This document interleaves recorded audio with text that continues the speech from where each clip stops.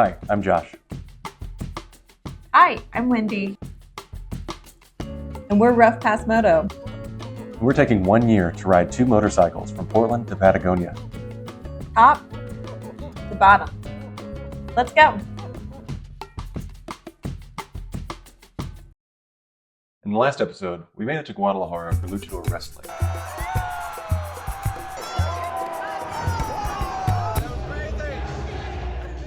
From Guadalajara, we rode to Guanajuato. Guanajuato is a really interesting little town. There's really colorful colonial architecture, tunnels that go all through the city. A lot of really rich history there. We stayed with a bunker biker, JD. Thanks, JD. Thanks for hosting us, JD. Aside from the history and the architecture, there was something else in town that piqued our interest. We're going down the vernacular to go watch some bicycles go off this road.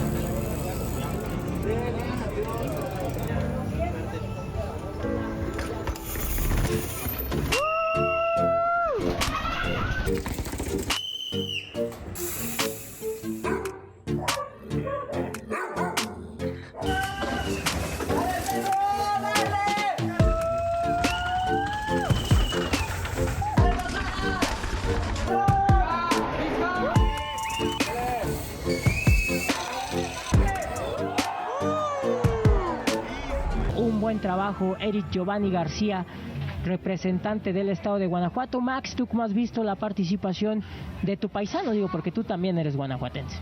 ¿No? Okay, we are heading out of Guanajuato through all of these tunnels.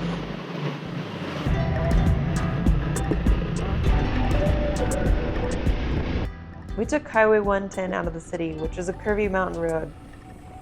And so did everyone else with a motorcycle. Turns out on a sunny Sunday afternoon, everybody wants to get out on the bike for a ride. We found a restaurant on the side of the road that had a really nice view into the valley and a dead cow out front. Just casually outside of the restaurant, a little bloated cow. There you go, Josh. Let me get this helmet stand for you. We headed off through some more colonial towns and stopped in for artisan ice cream. We have a bit of a sweet tooth, so we're always looking for snacks. That evening, we made it to the town of Piñal. We found a hotel for the night, and the parking was off-site. Are we gonna go park it at one of their mom's houses? So the guy running the front desk and gave us a ride back to the hotel in a side-by-side. Do you wanna come with us so we deliver on the hotel? Yeah. And he drove like a maniac.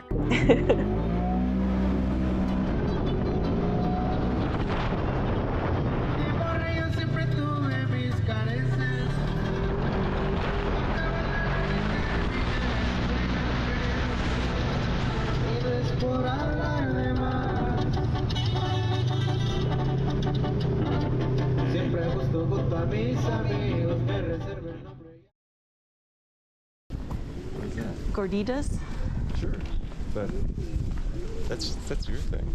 Oh, Gordita. you need coffee. Oh. From Piñal, we headed northwest and made it to Highway 120, which is a really, really incredible paved road. Usually I find routes on Gaia using public tracks. One of the tracks that I found was called Tres Canyons. That sounds great, let's do that. We climbed up to the top of this mountain range. As soon as I could see the cloud cover peeking across the ridgeline, it was time to drop into the canyon. We took this dirt road down into the valley, through these little towns, down these really beautiful switchbacks.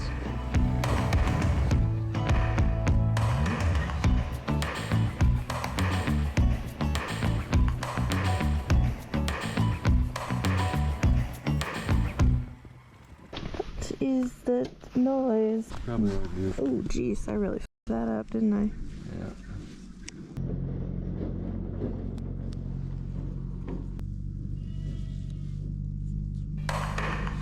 There were views on either side of the road with huge rock faces, lush green mountain ridges.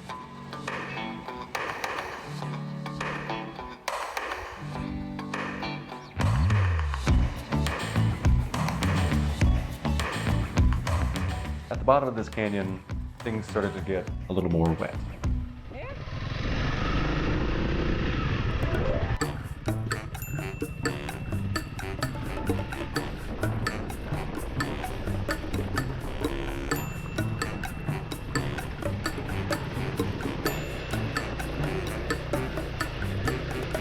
Oh, just one more? I'm already wet, but this is gonna be very wet. I feel like putting on my rain pants. This road basically just goes through all of these puddles. You got nothing to prove, Josh. You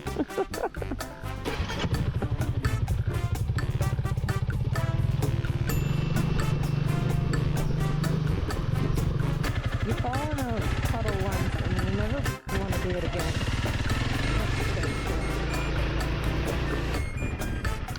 Alright, I'll put my pants on too.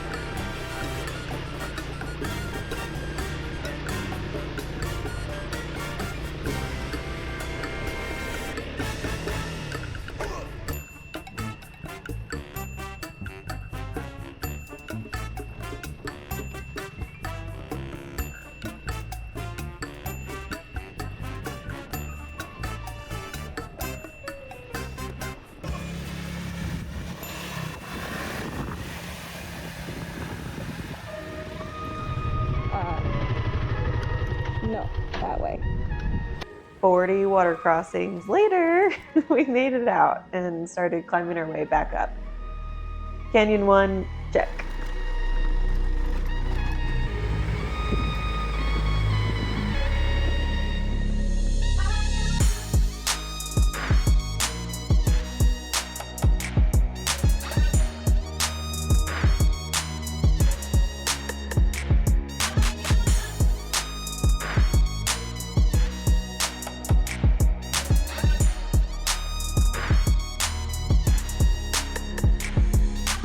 It was so difficult just to even see Josh in front of me.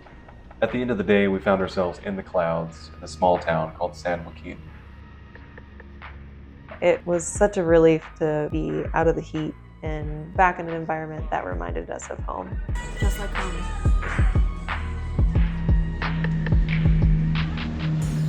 Our first day of rain, just like a downward falling cloud. We were ready to go explore Canyon number 2. Visibility was not great, but eventually we made it back down below the clouds and wow. Whoa. Oh, did I step in poo-poo? Yeah, look at all the poo-poo on my pegs there. Gross! Gross!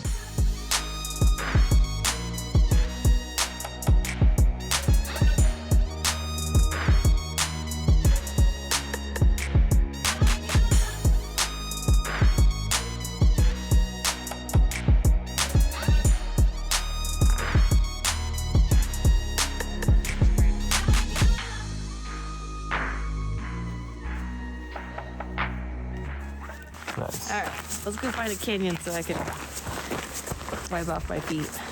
Sometimes you get to really great places and you got shit on your shoe.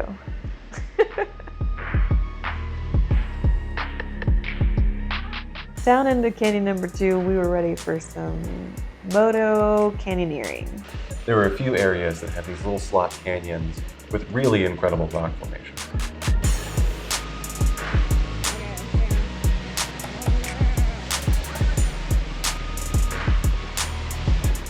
The The rock formations on the other side had these striations in them so that you could see like how the rocks were formed. It was really beautiful.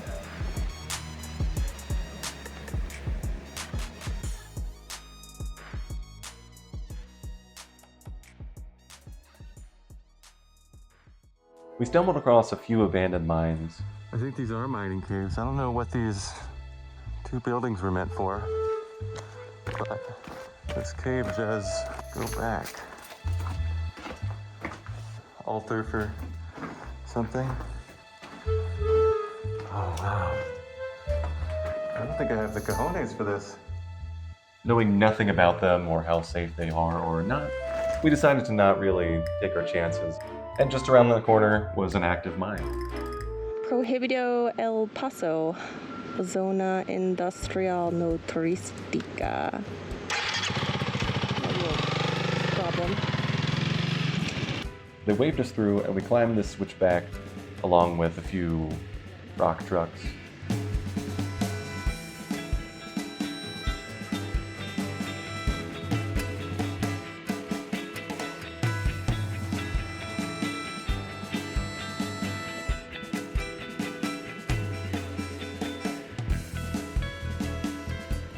Straight drop-offs all the way down into the canyon that we had just came out of.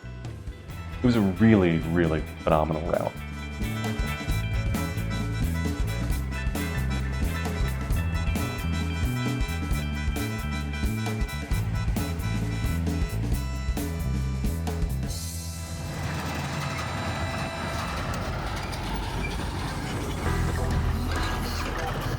From there, our next destination was something that is decidedly more touristy than what we've been up to so far. Tolantongo is a really large hot springs. There's an aqua blue river that runs through the sites that has stepped pools all the way through it, and a campground that runs all the way down the riverbank. Kind of makes you feel like if Disneyland and a national park did a collab together. The main feature of Tolantongo is this hot springs waterfall.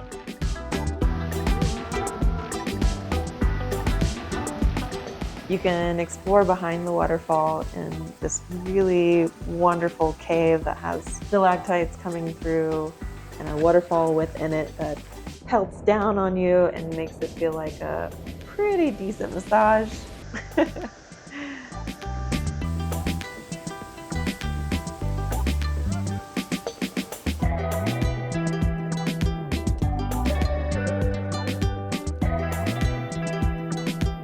There's also a really narrow cave with hot water flowing through it that gets really dark the farther back you go.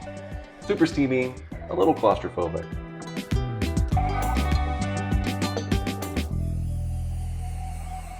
We're here on a Tuesday 9 a.m. at 9 a.m. Yeah, A decent amount of people going in a tiny little cave. it would be impossible on a weekend. Impossible.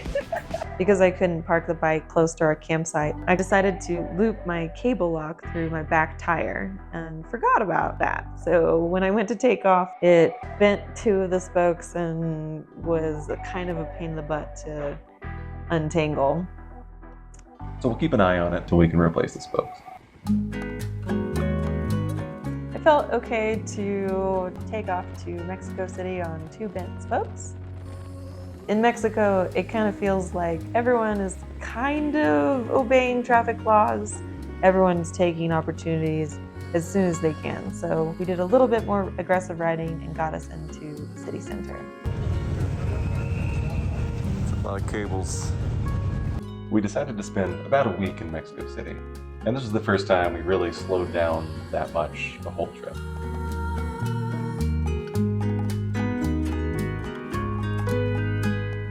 We did a little sightseeing, we had some phenomenal food, we went to a museum, and of course we couldn't miss another lucha libre.